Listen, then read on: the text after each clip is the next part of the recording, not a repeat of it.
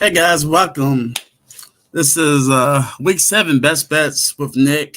This is the second show of the week.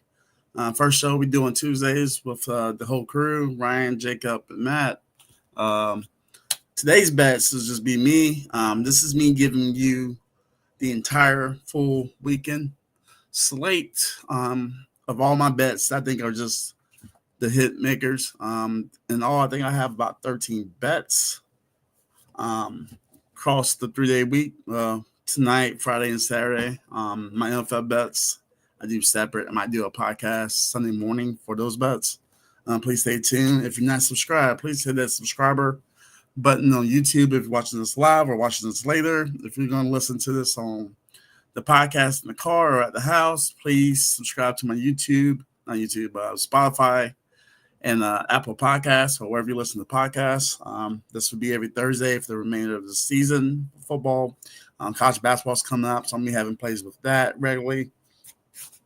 Now, the reason why I decided to do this today is for anyone that's in the betting, betting is becoming big. So what some people don't know is that, your best bets are usually, at least the best you can get at the best price, are usually early bets.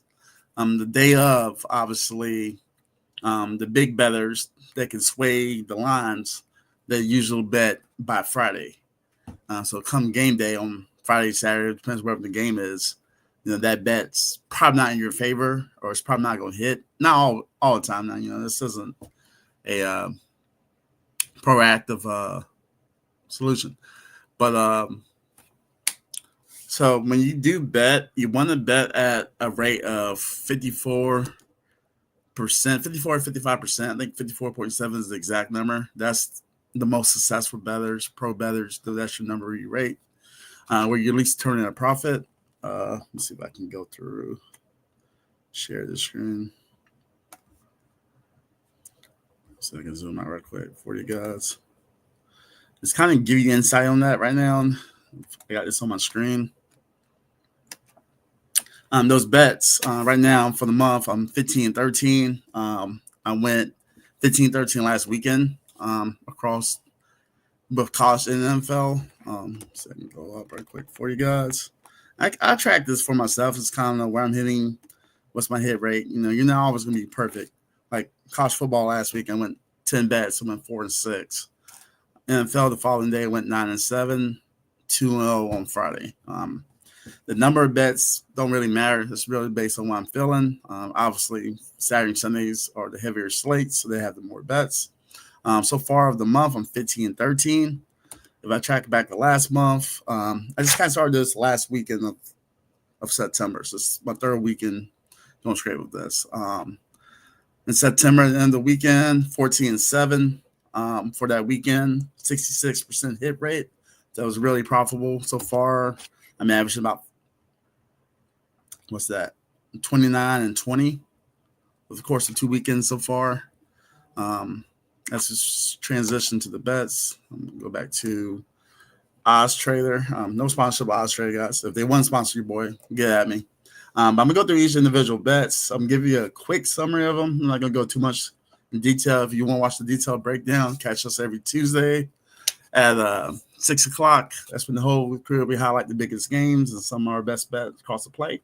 This means it's kind of like rapid fire. I'm just going to shock and load, give you a quick look at why I think so-and-so is going to be either favorite or going to win.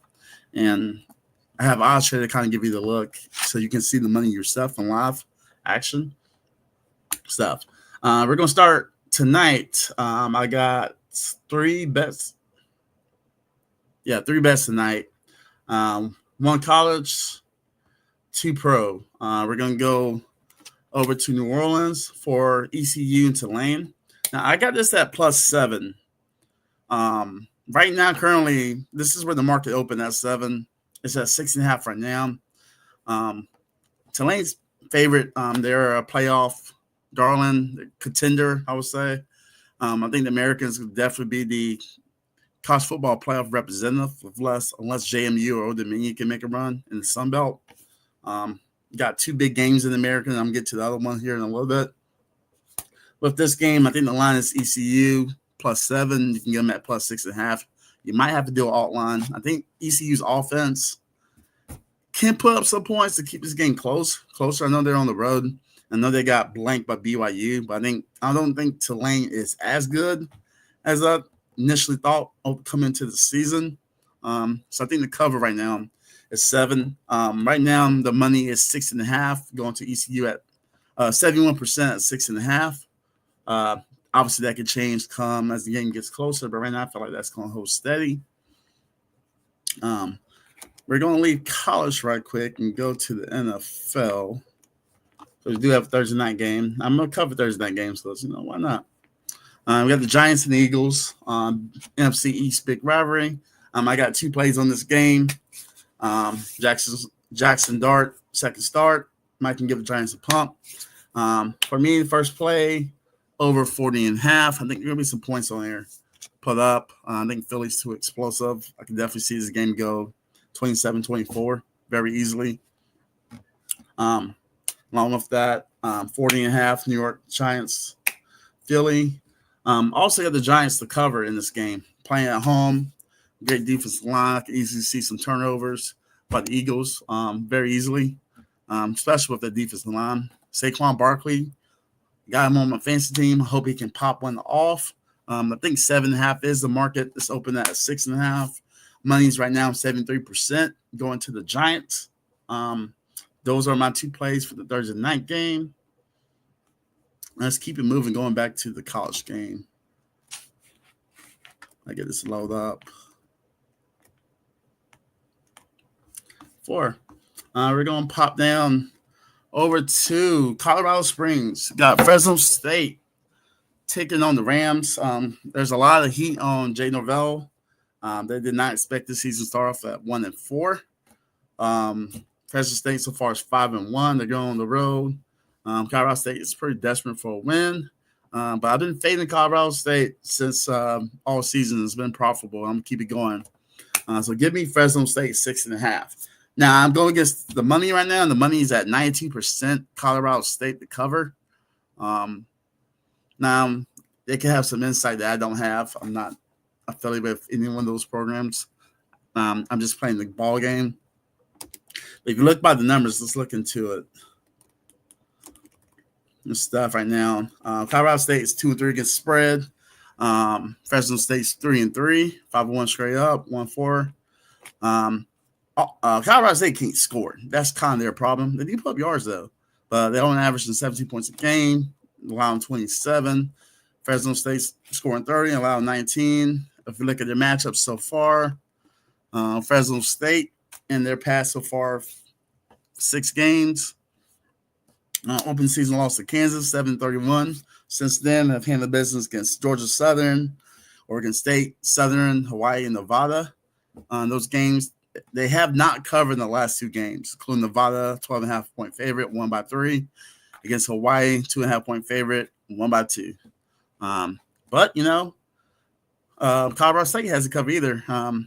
As underdog, 4.5-point spread, Washington State, both L's. Last time they covered was a 1-point loss against UTSA. So that's more of a vibes pick, but I'm going to go with the vibes of Fresno State covering this one. Let's keep it moving. Like I said, this is probably the biggest G5 game of the weekend, and it's a Friday night. Friday night's going to be pretty low, not just in like college football. You got baseball going on with Game 5 thing with the Mariners for. You got a couple of college games going on with Rutgers and Washington in addition to that. But North Texas, South Florida. South Florida is a team everybody's familiar with. They so far got 2 big wins over Florida and Boise State. Boise State is not as good as initially thought coming to the season. They did lose a lot with graduation and transfer portal. So I think that team was they were going off their name more so than the talent that's on it. But you got North Texas undefeated so far this season. Now, South Florida's been battle tested. Their own losses to Miami and Miami show out. Miami so far is the number 2 team in the country, so it's not like a bad loss. And I guess the other pro teams like Boise and Florida, who has, in college football, offensive line, the lines of scrimmage is pretty important if you can hold up on the offense or defensive side. But North Texas, kind of a cakewalk schedule coming to it in comparison to South Florida. Biggest game they played was Washington State, but guess what? They blew them out 59-10. They were only a 7-point favorite. So this game to me is kind of a pick 'em. South Florida's been put up points. So I'm going to lean to the over 66.5, which seems like a big number, but both of these teams can score. I can clearly see it going to hit that mark, 35-30, easily. Can get to the more, that's 30-65. So you can probably like 36-30 at least, or 37 to actually cover. Maybe 42-35. Definitely hit the mark on this one. I'm actually be watching this game. It's at 7:30. It's at 7:30 tomorrow night. Keep track of it. North Texas, I just think it's 50. And if you look at the numbers and zoom in, it's 50-50 on the spread right now. I'm not sure what the money line is hitting right now. Let's look at that. I have a second. Go to the money. It's all about the money. Money. Yeah, money line toward North Texas actually at 8-3. So I think that's a pick 'em. I think that's kind of like if you have two even teams, the easy thing to do is go with the home team. Usually in every game, if you're better and you're not familiar with that, usually, and a bet is situated where the home team is usually given 3. If you're at neutral site, the home team's favorite 3. If you're on the road, you're down 3. More or less than none. So let's keep tabs on that and keep it moving. We're gonna go to Saturday slate. You got Wake Forest traveling over across the country. I don't know what Wake decided to do to take this game. To go that far to go across the country, but they're taking on a winless Oregon State. The money's heavily favored to Oregon State to cover at +3. Now, it depends on what you're betting. Bet Rivers has a 2.5. FanDuel, it depends on what state you're in. You can play with it. South Carolina betting's not allowed, obviously, so keep that in mind. But if you're in a state where it's stuff, you can play on what book works in your favor. That's kind of the best thing about this website is it shows you all the lines from all the books. And if you're in a state where you can actually bet amongst these, you can kind of play the lines in favor. 2.5 I think is the call right now for this. Wake's been very underrated. Wake hit big for me last week, winning outright against Virginia Tech. When Virginia Tech was favored by 6 at home, thought that was a little too much. I think Wake Forest is pretty improved. So Wake Forest -2.5 is probably the play on this. We're going to do a tell of the tape right quick. Let's click on it. And for vastly improved, the 3-2 so far against the spread.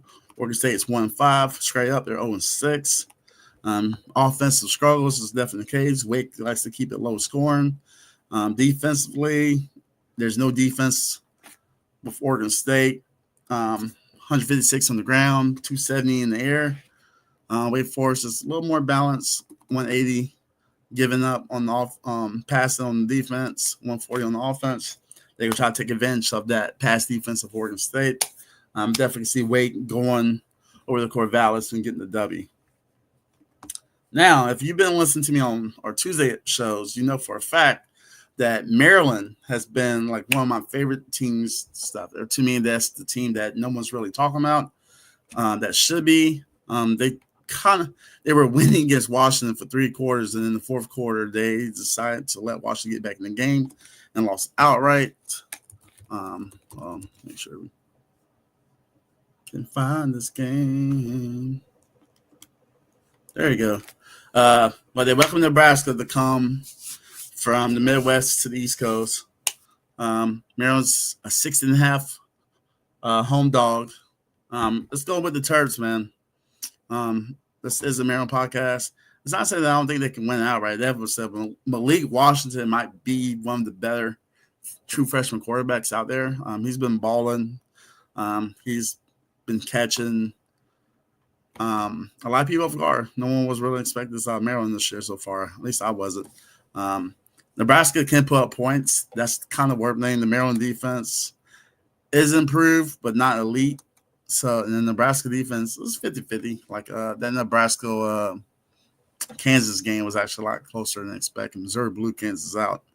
So I can definitely see this going away. As far as actually tell the tape, if you're looking down, so far Maryland has covered in the last 2 games against Wisconsin. They're 10-point dogs, won outright. Then I said the Washington game, they were up 24 to, I believe, 10 in the fourth quarter, and Washington came back and won that 20 to 10, or 20 to 3 maybe. I double check that. But Washington came back and won that 24 to 20 at the end. Maybe it's a light play if you want to kind of take the under on this. That could also be a possible play with it.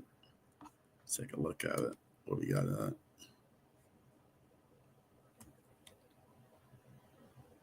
Yeah, so they're projecting like 41. So then there could potentially be a play on this.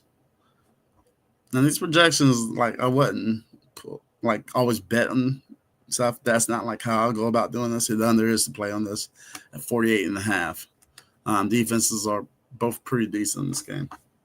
All right, we're gonna keep it rolling though, guys. Big SEC matchup. We got Alabama and Missouri. Now, if I can, God, I wish I could find this post on Facebook. I did back in April when the SEC dropped their schedule. I was like, some of my dark horse contenders I had was Missouri as one of them in the SEC, not because I think they're an elite team. I just think that their schedule, way it's lined up, it's favorite. Like when you have these deep conferences of 16, 17, 18 teams, you're not going to have a balanced schedule. No, Missouri's not Alabama, Georgia, and Alabama, Georgia's not Missouri. So, like, someone's going to favor it. And if you look at Alabama's schedule, their schedule's pretty rough. But they are also probably the most talented team in the SEC so far this year. I know they got that one loss. I've been arguing with somebody on Facebook the other day about who should be number one based on if the schedule plays out between Ohio State, Miami, and Alabama. And I was like, if Alabama wins out, they're going to be the number one team just because of their schedule.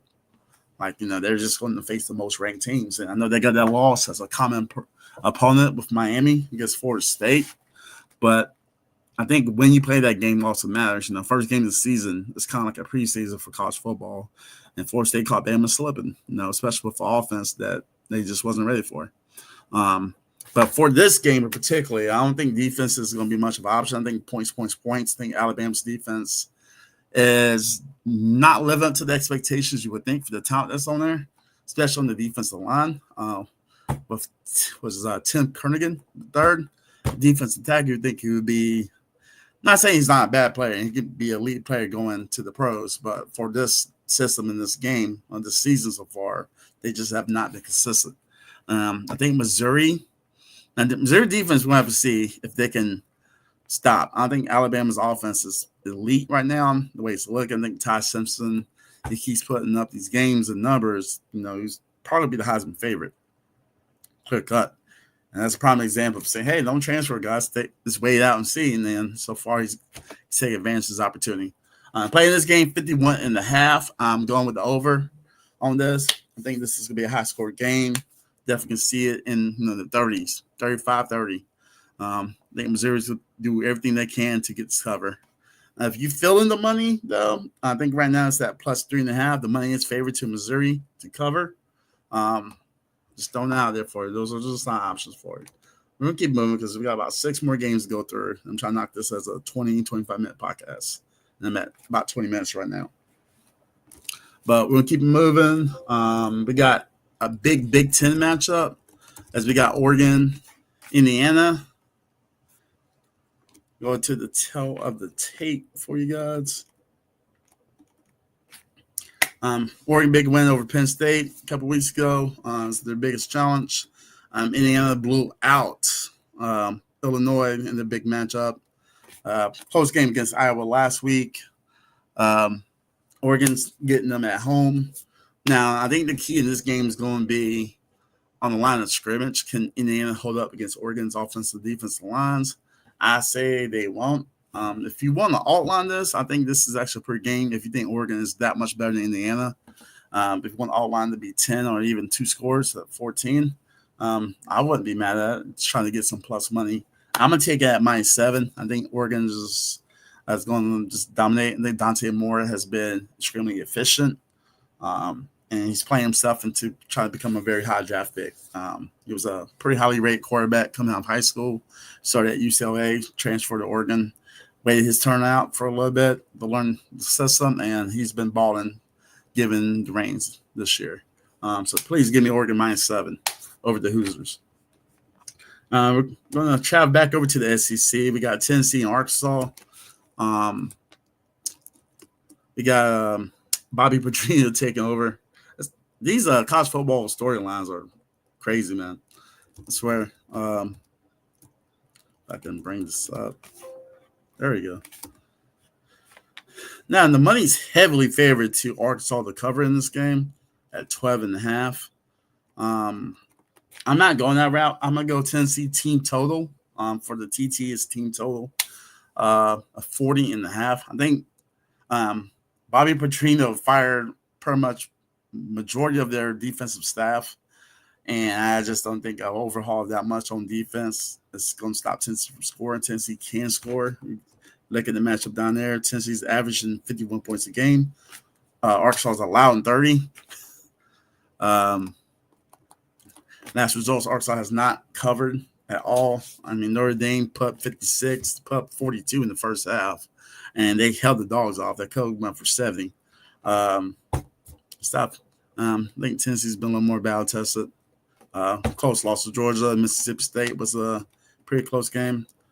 Give me the Vols to definitely at least put up 40. I'll say like 42. That would get me where I need to go against that. I'll be surprised if Arkansas defense is anyway competent. Bobby Petrino is an offensive coach. So if anything, if Arkansas will do anything, they're going to score. We're going to go to the ACC. Now, if you know and watch this podcast routinely, you know I'm a big Florida State fan. And so far right now, Florida State is on a 2-game losing streak. Lost 28-22 to Miami. Rally in the fourth, came up short. Double overtime loss to Virginia the week before. Mike Norvell needs his win. Some might say it might be the biggest game in his career because if they lose this game to Pitt, the pressure is going to mount right back up. And I like Mike Norvell, but, the opportunity presents itself yourself because the one thing you got to look at Florida State, I'm thinking in your last 3, I'm counting them right now, like 7, I think you're like 1-9 in your last, or 1-8 in your last non-conference games. Your only win so far was Cal back in last season, which was the only Power 5 win you had all season. The other win being Charleston Southern. So you got to get on track. If you think this is a ACC championship contending team, you got to win out. And you look at the schedule, there's no reason for Florida State not to win out. Obviously, Florida and Clemson would be the 2 games you kind of watch. They're both down, but they both still could beat you, as we saw Florida upset Texas last week. But I think Gus is going to get back right. I know Pitt's coming off that big blowout win in Boston College, starting true freshman quarterback. Pitt's defense is pretty solid, especially the linebackers. They got some of the best linebackers in the conference. Defensive line, I'm not too sure about. I think Florida State can block them up. Taking Florida State -10 to cover. 12 o'clock game at home. It's going to be kind of warm down there, too, in Tally. So that's something to keep in mind. So Florida State, you got to get this. You got to get back on track. You got Pitt, you got Stanford, and I believe you got Wake in your next 3 before you got to travel up to Clemson on the road. Handle your business. We're going to travel over to the SEC. Now, this is, to me, is kind of like Mike Norvell and Pitt. This is another game that can go bad for Brian Kelly. South Carolina LSU. Gamecocks going to Baton Rouge for a night game. Preseason, this was one of the highlighted games last season in Columbia. LSU kind of skate with a win. Lenore Sellers got hurt. I think Lenore Sellers' revenge game. I think he's going to ball out. I didn't choose.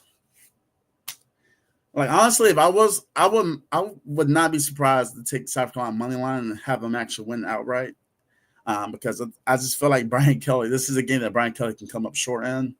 The LSU offensive line has not been good, and now you're going with Dylan Thompson coming through, South Carolina defensive end. Can wreak havoc. I think South Carolina's defense has been playing a lot better in recent games. I think they figured some things on offense. If they can get the run game be a little more consistent, if Nick Harbor can show up and pop out, I think the Gamecocks can go in Baton Rouge and get this win. But right now, I'm going to take South Carolina plus 8.5. Right now, the line's at 9.5. It opened up at 10.5. So you might can get better lines. Let me see what they actually have. Cross some bugs. Yeah, so it's back and forth between 8.5, 9, and 9.5 right now. If you want some 9 still, 9.5, bet MGM has it at 9.5 right now. You can get plus 9 at Caesars or bet 365. FanDuel has right now at 8.5. Right now I have at 8.5. On the FanDuel side. Check it though, but I think the game. If you want to do the money side, let's look at the money side. What I'm thinking about, like if you're that down with LSU, LSU's defense is pretty solid, but their offense is, I'm not sure that game can go. Like that's a prime game that I feel like Brian Kelly can screw up. Yeah, plus money side, it's 97% right now on the money side for people choosing South Carolina. So, like, I might actually go back and put some money on that because why not? All right, guys, we're almost there. I'm pushing the 30-minute mark. I've got about 4 games left, so let's keep it moving. Go to the Big Ten, Purdue, Minnesota. Now, you're probably thinking, like, wow, Nick, what the hell you bet on this game? Because Purdue is much improved compared to they were last year, and any form of improvement would be anything compared to what they were going through last year, as they were like probably one of the worst Power 5 teams. This year, I'm not saying they're elite or anything better, obviously, but they are much improved. And going on the road in Minnesota, I just think 8.5 is too much. This game is opened up at 10.5.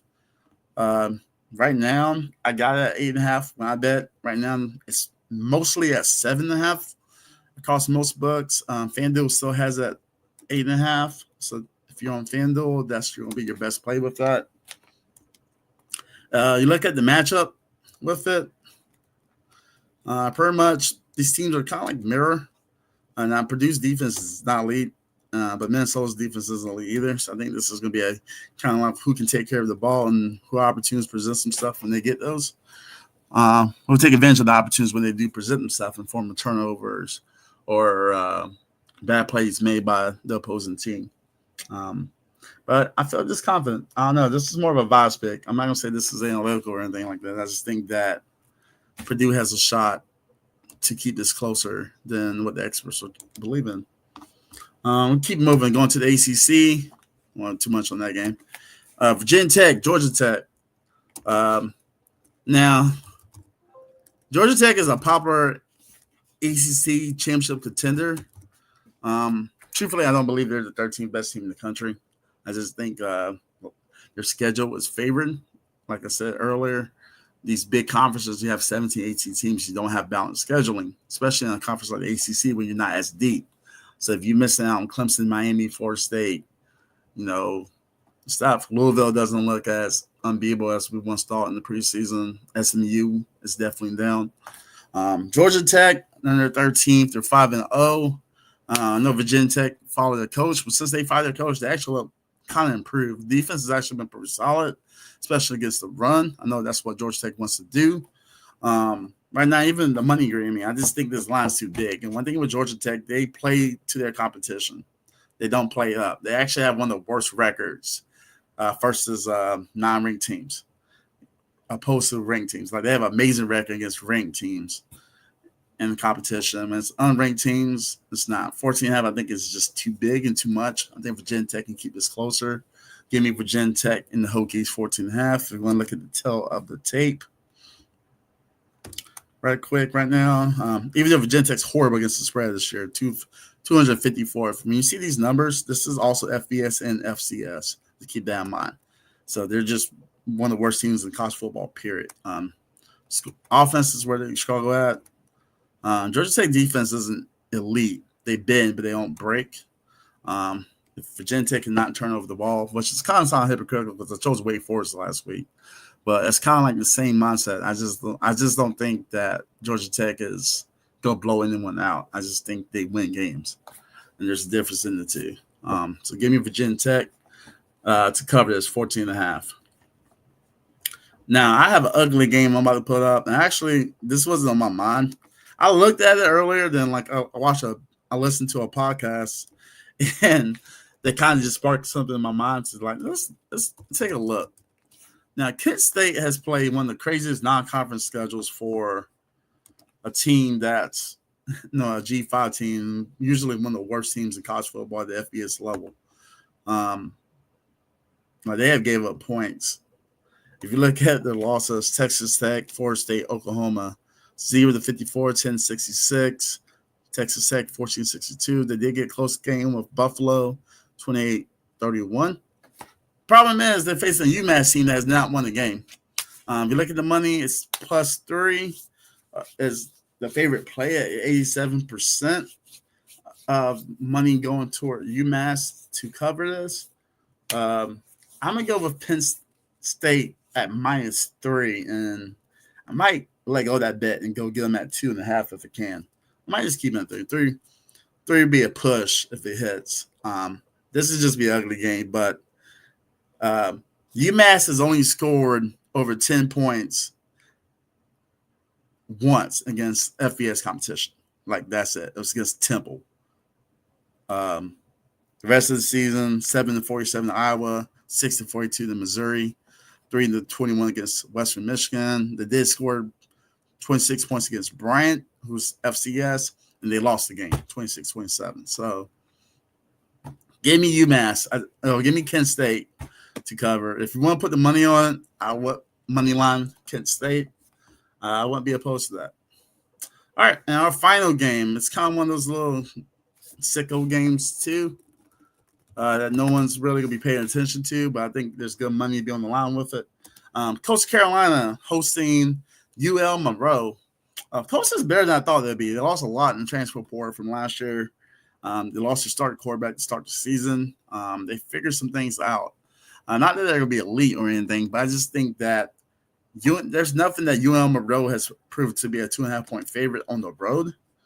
I think the money line play would be great in this game. Coastal's averaging 13 points a game on offense. That is atrocious. Both defenses are pretty bad, giving up about 31 each. Coastal still has that win over South Alabama. It was the head scratcher. I mean, I don't know how they pulled that.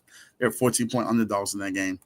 UL Monroe has 3 wins on the season. St. Francis, PA, UTEP, and Arkansas State. They lose 0-73 to Alabama. Kind of give you a reference. Coastal lost 0-38 to East Carolina. And in the last game, they lost 7-47. More of a pick 'em. I'm going to give Coastal the benefit of the doubt that I don't want to say they play better at home, but against a team like this, I feel like you want to go with the home team. And they got free concessions at Coastal. So let's go with the chance, man. +2.5 against UL Monroe. Wouldn't hate you if we go with the money line. Well, I'm thinking about the money line. Let's see what the money line, how the money on the money line is looking. Find this right quick. Oh, no, that's total. And get this right. There we go. So the money line is going straight to Monroe. So at -126, it's +120. So it's not like a great advantage. Just play by ear. But you'll be at +105 for Coastal. So if you're feeling the chance vibes, put it up in the air. Fun fact: if you're looking at right below, Florida, Texas A&M is a pretty popular upset pick. I'm not sure if I trust the Gators on the road, but I also can see them. I wouldn't be surprised if they won that game either. With that being said, we're gonna wrap this up. This is Rapid Fire Thursday Best Bets with your boy Nick. Please check me out. I'll be here every Thursday, 1 o'clock. Check out our breakdown show on Tuesdays at 6 with the boys, Brian, Matt, and Jacob. On Tuesdays. This is the Dope Thread Podcast. Please, if you're watching this live on YouTube, please subscribe. If you're watching listens on the podcast, please give us a follow. Spotify, Apple Podcasts, wherever you listen to podcasts. Once again, I am Nappy Nick, and thank you for watching and listening. Let's make some money. Nick's out.